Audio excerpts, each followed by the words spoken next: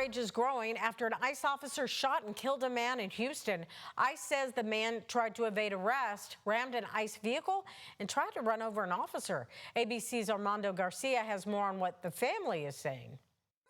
Anger over the latest deadly shooting involving federal immigration agents continues to grow, this time in Houston.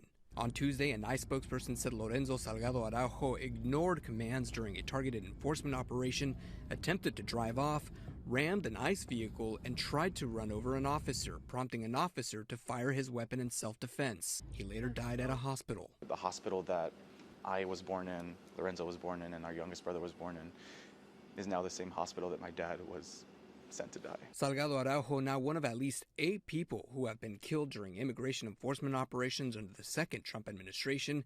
At least 4 of them were fatally shot. DHS claiming they've all been in self-defense. Salgado Araujo's son saying his father may have thought he was being carjacked when officers approached him in an unmarked vehicle. These were 2 SUVs, unmarked, no flashing lights, chasing him. One of my dad's biggest fears was for his work van and tools to be stolen.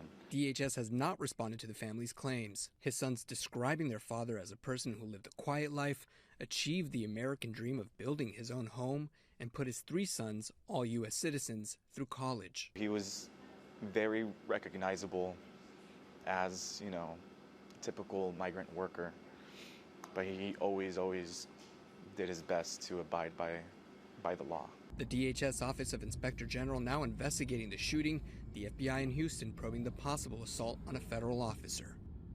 Armando Garcia, ABC News, New York.